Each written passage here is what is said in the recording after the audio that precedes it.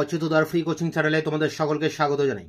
আজকের এই ভিডিওতে তোমরা যারা নেতাজি সুভাষ ওপেন ইউনিভার্সিটিতে ইউজি বিডিবি কোর্সে হিস্ট্রিতে সেকেন্ড ইয়ারে পড়ছো, তোমাদের যে CC7 পেপারটি রয়েছে মধ্যযুগে ভারতের ইতিহাস, এই পেপারটির সাজেশন 2024-25 সাজেশন নিয়ে আলোচনা করছি আজকের এই ভিডিওতে।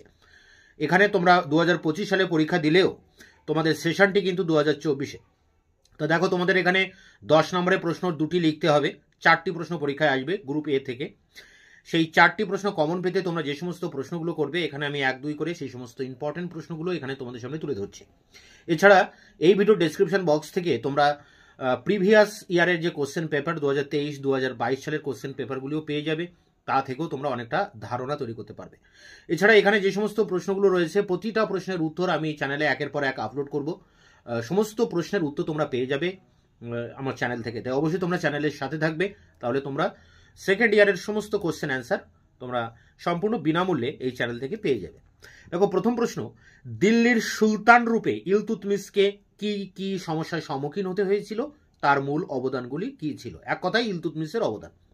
পরেরটি, ইলিয়াস শাহী বংশ কোন কোন দিক থেকে বাংলার ইতিহাসে এক নতুন অধ্যায়ের সূচনা করে? পরেরটি, দিল্লির সুলতানি যুগের ইকতা প্রথার বিবর্তন সম্পর্কে আলোচনা করো।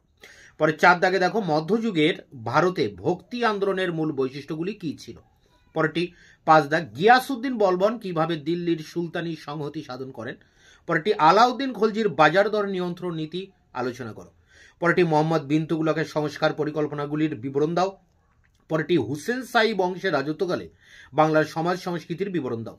পরেরটি, সুলতানি সাম্রাজ্যের পতনের কারণগুলি আলোচনা করো। পরেরটি রয়েছে, সুলতানি রাষ্ট্রের প্রকৃতি লেখো। সুলতানি রাষ্ট্র কি ধর্মাশ্রয়ী ছিল?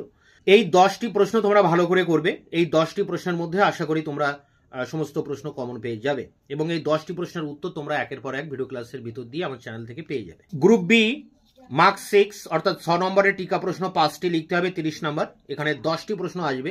তার জন্য যে প্রশ্নগুলো করবে, আমির খসরুর উপর টিকা লেখো। পরেরটি, সুলতানের ভূমিকা সম্পর্কে বলবনের কি ধারণা ছিল? পরেরটি, খলজি বিপ্লব বলতে কি বোঝেন? পরেরটি, কে আদিনা মসজিদ নির্মাণ করেন, এর স্থাপত্যগত বৈশিষ্ট্য লেখো। পরেরটি, বিদেশি পর্যটকের দৃষ্টিতে বিজয়নগর সাম্রাজ্যের বর্ণনা দিন। পরেরটি, চিস্তি সিলসিলার উপর সংক্ষিপ্ত টিকা লিখুন। পরেরটি রয়েছে, মালফুজাত কাকে বলে? পরেরটি, দিল্লি সুলতানির কৃষি অর্থনীতির বিবরণ দিন। পরেরটি রয়েছে, সুলতানি যুগের দুটি প্রধান বাণিজ্য কেন্দ্রের নাম উল্লেখ করে তাদের বিস্তারিত আলোচনা করুন। পরেরটি, 40 চক্র বা বন্দেগান ই চাহেলগানি কি? পরেরটি রয়েছে, মামুদ গাওয়ান বা আসতে পারে ইবন বতুতা বা আসতে পারে আবুল ফজল। পরেরটি দেখো, সুলতানি যুগের নগরায়ন বা আসতে পারে বিজয়নগরের নায়াঙ্কারা প্রথা। পরেরটি রয়েছে, কুতুব মিনার বা আসতে পারে নানক ও চৈতন্যদেব। পরেরটি, সুলতানদের সাথে উলেমাদের সম্পর্ক। পরেরটি রয়েছে, সুলতানদের সাথে অভিজাতদের সম্পর্ক।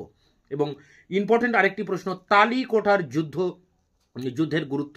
এবং শেষ প্রশ্ন, আল ওয়ার ও নায়নার। এখানে কবুলিয়াত পার্টটা রয়েছে, এটি তোমাদের CC9 পেপারটির জন্য ইম্পর্টেন্ট, এখানে ভুল করে লেখা হয়েছে।